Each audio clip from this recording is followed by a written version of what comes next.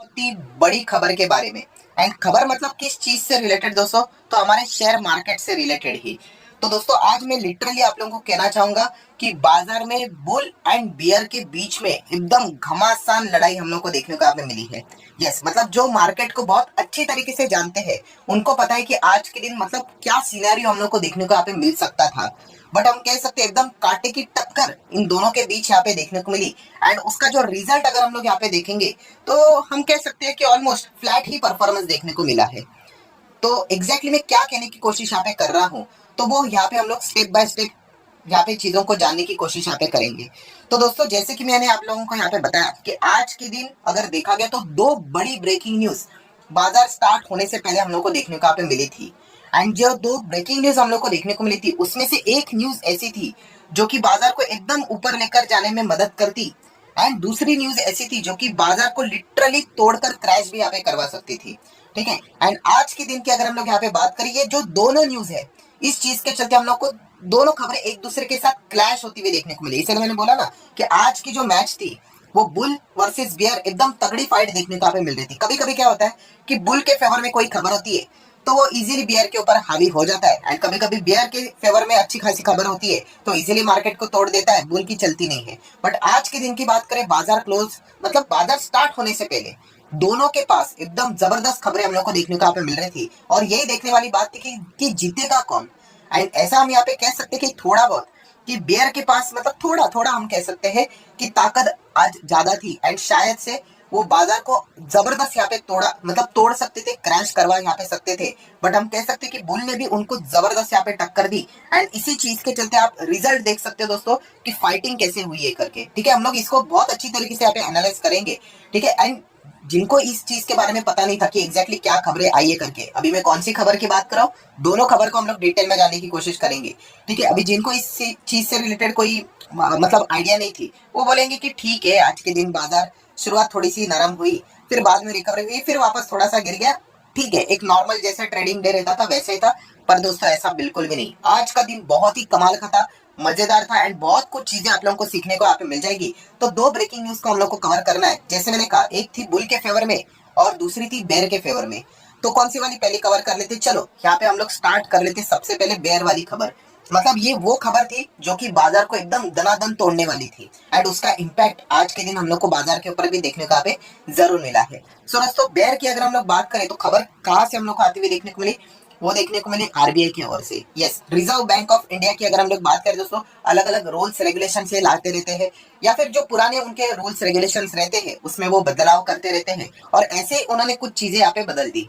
जैसे कि अगर हम लोग बात करें तो आपको पता ही है कि जो बैंक्स रहते हैं, एनबीएफसी रहते हैं, वो लोन देने का यहाँ पे काम करते ही रहते हैं। एंड इसी चीज के चलते यहाँ पे आरबीआई ने कुछ जो रूल्स थे, रेगुलेशंस थे, नॉर्म्स थे पर्सनल लोन के ऊपर, क्रेडिट कार्ड के ऊपर, वो उन्होंने यहाँ पे क्या कर दिए, चेंज कर दिए, या फिर आप बोल सकते हो कि ज्यादा से ज्यादा सख्त कर दिए। ठीक है। एंड इसी चीज के चलते दोस्तों यहाँ पे हम कह सकते हैं बैंक एंड एनबीएफसी उनके ऊपर आज के दिन हम लोग को बहुत ही बड़ा नेगेटिव इम्पैक्ट देखने को यहाँ पे मिलने वाला था। एंड इसी चीज की अगर हम लोग बात करें दोस्तों एकदम आसान भाषा में अगर समझे तो जो लोन है, आरबीआई ने कुछ ऐसे नियम यहाँ पे बदले कि जो लोन है वो अभी महंगा हो जाएगा। आप ऐसा भी यहाँ पे बोल सकते हो। एंड अगर लोन महंगा हो जाएगा तो लोग अगर क्या कर देते हैं, चीजों को यहाँ पे ड्रॉप कर देते हैं लोन लेने से रिलेटेड। तो इसी चीज का जो इम्पैक्ट है, नेगेटिव इम्पैक्ट है, वो हम लोग को किसके ऊपर देखने को मिलेगा, ऑब्वियसली बैंक एंड एनबीएफसी के ऊपर। एंड इसी चीज के चलते आज आप देख सकते हो दोस्तों निफ्टी बैंक कितना गिरा, देखिए 1.25% डाउन है निफ्टी। यस, बैंक निफ्टी की बात करें शुरुआत से लेके अंत तक देखिए सिर्फ गिरावट गिरावट गिरावट गिरावट। आज यही दशा हमारे मार्केट की निफ्टी की भी होने वाली थी, बट वो क्यों नहीं हुई, वो क्या बट था, वो भी मैं अभी आप लोगों को बताने वाला। आप देख सकते हैं बैंक निफ्टी कैसे नीचे गया, कैप डाउन, एंड उसी के बाद सिर्फ नीचे नीचे नीचे नीचे नीचे ही। ठीक है। एंड यूजुअली आपको पता ही है बैंक निफ्टी जिस डायरेक्शन में जाता है फाइनेंशियल सर्विसेज को भी उसी डायरेक्शन में लेके जाता है, क्योंकि इसका कॉन्ट्रीब्यूशन ही उसमें होता है। ये देखिए सेम गैप डाउन एंड उसके बाद नीचे नीचे नीचे नीचे ही। ठीक है। तो ये सिनेरियो हम लोग को देखने को यहाँ पे मिला है। मतलब बैंक निफ्टी की बात करें, निफ्टी फाइनेंशियल सर्विसेज की यहाँ पे बात करें, एंड आप सभी लोगों को पता ही है कि ये जो सेक्टर रहता है फाइनेंशियल सर्विसेज उसका निफ्टी में कितना कंट्रीब्यूशन है, लगभग लगभग 36%। इतना बड़ा कंट्रीब्यूशन है। एंड अगर हम लोग टॉप यहाँ पे वेटेज की भी बात करें, 10 शेयर जो निफ्टी में कंट्रीब्यूट करते हैं उसमें भी एचडीएफसी बैंक, आईसीआईसीआई है, देन उसी के साथ साथ एक्सिस भी है, कोटक भी है। ठीक है। मतलब बताने का मकसद क्या है, यहाँ पे लिटरली 10 में से 4 हम लोग को फाइनेंस सेक्टर से जुड़ी हुई कंपनियां देखने को मिल जाती है। यहाँ पे भी 40% आ जाता है। तो मतलब जब भी बैंक, एनबीएफसी, फाइनेंस सेक्टर में कभी भी इस प्रकार की दिक्कत आती है, एक एक 1.25% वो नीचे गिर जाते हैं, तो निफ्टी भी हम लोग को उसी डायरेक्शन में देखने को यहाँ पे मिल जाता है। और दोस्तों इसीलिए आप यहाँ पे देख सकते हैं जो हमारा बाजार की जो शुरुआत थी, ठीक है, कितनी जबरदस्त गिरावट देखिए। मतलब प्रीवियस क्लोज की अगर हम लोग बात करें, कितना था, 765 की क्लोजिंग थी प्रीवियस, ऑब्वियसली 19,000 की बात हो रही है। और ओपनिंग की बात करेंगे तो 674, मतलब हम मोटा मोटी बोलते 100 पॉइंट की गैप डाउन हम लोग को शुरुआत देखने को यहाँ पे मिली। इतनी जबरदस्त यहाँ पे गिरावट के साथ बाजार यहाँ पे शुरू हो गया। ये पहले खबर पहले से ही हर किसी को पता चल गया कि आरबीआई यहाँ पे एग्जैक्टली क्या कर रहा है करके। बट उसके बाद आप देख सकते हैं दोस्तों कि यहाँ पे इतनी खराब शुरुआत, 100 माइनस पॉइंट के साथ यहाँ पे शुरुआत हुई।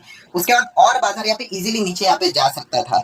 एंड इसीलिए जैसे मैंने कहा कि बियर वालों के पास जबरदस्त पावर देखने को मिली थी। ये नेगेटिव न्यूज हम लोग को उनके पक्ष में जाते हुए देखने को मिली, जो फाइनेंस सेक्टर से जुड़े थे। एंड फाइनेंस सेक्टर अगर खराब हो गया तो निफ्टी में भी हम लोग को गिरावट देखने को यहाँ पे मिल जाती है। पर जैसे मैंने कहा कि यहाँ पे एक बट भी लग गया। बट लग गया मतलब कि यहाँ पे बुल के फेवर में भी एक कमाल की खबर यहाँ पे सामने आ गई। एंड इसलिए जैसे मैंने कहा कि ये दोनों जो लड़ाई थी, बुल वर्सेस बेयर, इनकी जो लड़ाई हुई, एंड दोनों जो इम्पैक्ट थे, नेगेटिव इम्पैक्ट एंड इस खबर के चलते मिलने वाला पॉजिटिव इम्पैक्ट, ये कॉम्पनसेट हो गए। इसलिए आप देख सकते हैं जो बाजार का आउटकम निकला यहाँ पे, वो क्या निकला, केवल 0.17% डाउन। इसको कोई हम लाल निशान में मतलब गिरावट नहीं बोलेंगे। ये गिरावट हो सकती थी आज के दिन 1% से भी ज्यादा, 1.25%, 1.5% तक भी आज इंडेक्स यहाँ पे टूट सकता था। बट जैसे मैंने कहा कि यहाँ पे बुल के पास भी एक जबरदस्त यहाँ पे खबर हम लोग को देखने को मिली। एंड उसी का नतीजा है जो बाजार इतना भयानक नीचे से स्टार्ट हुआ बट फिर भी कुछ हद तक रिकवर होते हुए देखने को मिला। तो उसके पीछे का रीजन क्या है, ठीक है, आप देख सकते हो चार्ट पैटर्न देखिए कैसा रिकवर यहाँ पे हो गया। एंड बाद में भी थोड़ी कम कमजोरी हम लोग को देखने को मिली। तो उसके पीछे का रीजन था दोस्तों क्रूड ऑयल। यस दोस्तों, क्रूड ऑयल में हम लोग को जबरदस्त गिरावट यहाँ पे देखने को मिली। आप चेक कर सकते हैं क्रूड ऑयल अभी तो थोड़ा 1% ऑलमोस्ट आसपास अब देखने को मिल रहा है। वरना डब्ल्यूटीआई की बात करें ये तो 72 के आसपास चला गया था। एंड ब्रेंट की भी बात करें तो 77 के आसपास हम लोग को जाते हुए देखने को मिला था। तो इतना भयंकर गिरावट हम लोग को क्रूड ऑयल में देखने को मिला है। एंड इंडिया जैसी कंट्री, हमारे भारत देश की अगर हम लोग बात करें तो आपको पता ही है हम क्रूड ऑयल का 80%, हमारा जितना भी रिक्वायरमेंट है 80% से भी ज्यादा फुलफिल हम लोग इंपोर्ट से करवाते हैं। ठीक है, तो जितना क्रूड सस्ता होता है उतना हम लोगों के लिए अच्छा यहाँ पे रहता है। देखिए ये खबरें बदलती रहती है, ये कोई गारंटी नहीं कि आज भी ये 78 है मतलब कल भविष्य में बढ़ेगा नहीं करके। सिचुएशन बदलेगी, खबरें बदलेगी, ठीक है, कोई दूसरा वॉर अगर स्टार्ट हो जाएगा तो और कुछ रिएक्शन देखने को मिलेगा। ये चलता रहता है, मार्केट ऐसा ही है। मैंने जैसे आपको कहा था बहुत सारे लोग इतना फास्ट मार्केट को कैच नहीं कर पाते, वो फ्रस्ट्रेट हो जाते हैं। मतलब समझ में नहीं आ रहा है सर, अभी बीच में क्रूड 95 था, अभी 75 के आसपास आ गए, ऐसा कैसे। तो ये मार्केट ऐसा ही चलता है भाई, बहुत फास्ट रहता है, बहुत फास्ट। आज हम लोग बात करें कल कुछ और भी खबर निकल के आ सकती है। तो ये वाला पॉइंट भी हम लोग को पता है होना चाहिए। सो क्रूड की अगर हम लोग बात करें दोस्तों, तो क्रूड इतना नीचे कैसे आ गया, तो दोस्तों अलग अलग रिपोर्ट्स आती रहती है। एंड वैसी एक रिपोर्ट यहाँ पे हम लोग को सामने आते हुए देखने को मिली क्रूड के ऊपर। एंड सबसे पहले तो देखा गया तो चाइना, ये तो ऑलरेडी हम लोग को पता है चाइना की डिमांड बहुत ही कमजोर देखने को मिली है। एंड चाइना तो हमसे भी ज्यादा क्रूड इंपोर्ट करवाता है। ठीक है, तो चाइना की डिमांड अगर खराब हो गई तो क्रूड के ऊपर जबरदस्त नेगेटिव इंपैक्ट पड़ता है। ठीक है, क्योंकि चाइना का डिमांड अगर कम हो गया एंड क्रूड का सप्लाई ज्यादा तो ऑटोमेटिकली उसका भाव गिर जाता है। देन अगर देखा गया तो उसी के साथ साथ यूरोप की अगर हम लोग यहाँ पे बात करें दोस्तों, तो यूरोप में भी बताया जा रहा है कि शायद से रिसेशन हम लोग को देखने को मिल सकता है। ऐसे अलग अलग रिपोर्ट्स आते रहते हैं। तो रिसेशन अगर आ जाता है तो डिमांड कम हो जाती है, तो वहां पे भी अगर देखा गया तो हम लोग को क्या देखने को मिल जाता है कि क्रूड की डिमांड कम देखने को मिल जाएगी। तो इस चीज के चलते क्रूड के ऊपर और हम लोग को प्रेशर यहाँ पे देखने को मिला। एंड जैसे ये सारी चीजें देखने को मिल गई तो अलग अलग जो एजेंसीज रहती है, ब्रोकर्स रहते हैं, उन्होंने यहाँ पे क्या कर दिए, जितने भी टारगेट थे अपने क्रूड के ऊपर वो रिवाइज करके डाउनग्रेड कर दिए। मतलब पहले जो क्रूड बताया जा रहा था कि 80 प्लस रह सकता है ये साल खत्म होने से पहले, ठीक है, तो अभी उन्होंने यहाँ पे कहा कि नहीं ये 80 के नीचे ही रह सकता है। कुछ लोगों ने तो 75 के नीचे यहाँ पे बात की। ऑब्वियसली शॉर्ट टर्म की बात होती है, जैसे मैंने कहा कि अगर किसी ने किसी के ऊपर बम फेंक दिया तो ये सारे जो टारगेट है वो आपस रिवाइज हो सकते हैं। तो ये चीजें बदलती रहती है। बट अभी की करंट सिचुएशन क्या है उस हिसाब से बातें बोली जाती है। एंड करंट सिचुएशन में अगर कोई भी बदलाव नहीं हुआ तो ये क्रूड शायद से इसी रेंज में हम लोग को देखने को मिल सकता है। ये पॉइंट भी उन्होंने सामने यहाँ पे रखा हुआ है। एंड इसी चीज के चलते मतलब मैक्सिमम जो ब्रोकर थे, रेटिंग एजेंसियां थी, उन सभी ने अपने क्रूड के जो अर्लियर फोरकास्टिंग थे वो उन्होंने कट करके क्रूड को नीचे यहाँ पे टारगेट देके रखा हुआ है कि क्रूड का भाव ज्यादा नहीं बढ़ेगा अगर सिचुएशन ऐसी ही चली तो। एंड क्रूड जितना भी यहाँ पे कमजोर होता है, जितना क्रूड का प्राइस यहाँ पे गिरता है, हमारे मार्केट के लिए हम लोगों के लिए बहुत ही शानदार ये खबर देखने को मिल जाती है, बिकॉज इन्फ्लेशन का सबसे बड़ा जो टेंशन रहता है उसमें एक क्रूड वाला ही एक अनसर्टेन इवेंट रहता है। बीच में क्रूड आपको पता है सडनली 90 प्लस 95 तक चला गया था। तभी रिपोर्ट आई थी मॉर्गन स्टैनली की कि अगर 110 तक चला गया तो आरबीआई को भी मजबूरन होके क्या करना पड़ेगा, रेट हाइक करना पड़ेगा। तो ऑब्वियसली जैसे सिचुएशन रहती है वैसे वैसे रिपोर्ट्स देखने को यहाँ पे मिल जाते हैं, ठीक है। बट फिलहाल की अगर हम लोग बात करें, ये एक शानदार रिपोर्ट हम लोग को देखने को मिली क्रूड के ऊपर, और जैसे रिपोर्ट यहाँ पे सामने आ गई, जितने भी लोग थे उन्होंने यहाँ पे डाउनग्रेड यहाँ पे कर दिया स्लो डाउन के एक्सपेक्टेशन के चलते। तो यहाँ पे हम लोग को क्रूड में भी एक शार्प फॉल यहाँ पे देखने को मिला, एंड इसी चीज के चलते हर कोई यहाँ पे एक्सपेक्टेशन यहाँ पे कर रहा था कि आज के दिन क्रूड इतना कमजोर हुआ है, मार्केट बहुत अच्छा तरीके से भागेगा करके। बट उसी टाइम पे ये भी खबर हम लोग को देखने को मिली थी कि आरबीआई ने ये चीजें यहाँ पे बदल दी है, इस चीज के चलते फाइनेंस सेक्टर के ऊपर इंपैक्ट पड़ेगा। तो वहां पे बेयर अपना प्रेशर लगाएंगे एंड यहाँ पे बुल अपना प्रेशर लगाएंगे। तो कंक्लूजन के फॉर्म में अगर हम लोग यहाँ पे बात करें तो इसमें विक्ट्री किसकी हुई, तो आप यहाँ पे कह सकते हो कि विक्ट्री हम कह सकते कि ये दोनों जबरदस्त खबरें थी, एंड इसी चीज के चलते कोई खास इंपैक्ट बाजार के ऊपर देखने को यहाँ पे नहीं मिला। इनफैक्ट हम लोग यहाँ पे कह सकते हैं कि बेयर के पास थोड़ा सा ज्यादा वेटेज वाला हम लोग को खबर देखने को यहाँ पे मिल रहा था, ठीक है, क्योंकि वो फाइनेंस सेक्टर से जुड़ी हुई थी, एंड फाइनेंस सेक्टर को कुछ हुआ तो हमारे इंडेक्स का जैसे मैंने कहा 40% उन्हीं के कंट्रोल में है, तो इजीली बाजार को नीचे लेके जाते हैं। बट उसके बावजूद आप देख सकते हो जो एक कमबैक देखने को मिला है, तो उसका श्रेय पूरा जाता है क्रूड ऑयल को। यस, क्रूड ऑयल में जिस प्रकार की गिरावट देखने को यहाँ पे मिली, इसी चीज के चलते आज के दिन बड़ी गिरावट, आप बोल सकते हो बड़ा खतरा यहाँ पे टलते हुए हम लोग को देखने को मिला, वरना अच्छा खासा पिटाई हमारे बाजार में आज हम लोग को होते हुए देखने को यहाँ पे मिल सकता था। तो ये चीजें हम लोग को देखने को मिली। इसे मैं कहा कि जो मार्केट को अच्छी तरीके से रुचि रखते हैं बाजार को जानने की, तो उनको पता चल गया होगा कि आज कितना बड़ा खतरा यहाँ पे टला है करके, वरना बहुत अच्छी खासी पिटाई। क्रैश मतलब ऐसा नहीं भाई कि मार्केट जीरो होता है करके, ऐसा बिल्कुल भी नहीं है। बट शॉर्ट टर्म में अगर हम लोग बात करें, हाँ सेंटीमेंट थोड़े से बदल जाते हैं, थोड़ी सी खराब चीजें लगती है, but thanks to crude oil, ये क्रूड ऑयल यहाँ पे अच्छा खासा गिरा, इस चीज के चलते बुल को एक ताकत मिली कि आज जिस तरीके से बेयर यहाँ पे हैमर करेंगे, हम भी यहाँ पे बाइंग करेंगे, एंड इसी चीज का नतीजा है बाजार ज्यादा डैमेज नहीं हुआ। तो ये चीजें हम लोग को देखने को मिली है।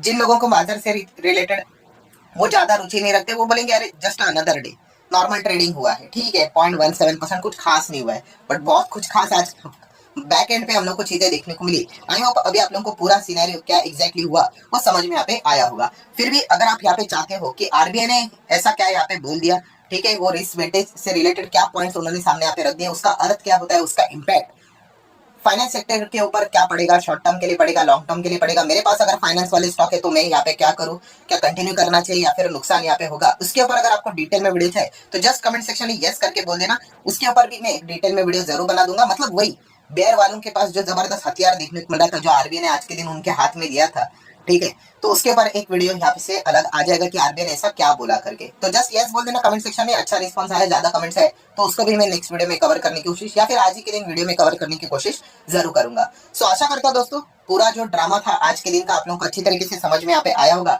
एंड वीडियो अगर आपको पसंद आया होगा तो आप जरूर इसको लाइक एंड शेयर भी यहाँ पे कर सकते हो। So that's it, thank you very much दोस्तों, we will be meeting our video, तब तक के लिए बाय बाय।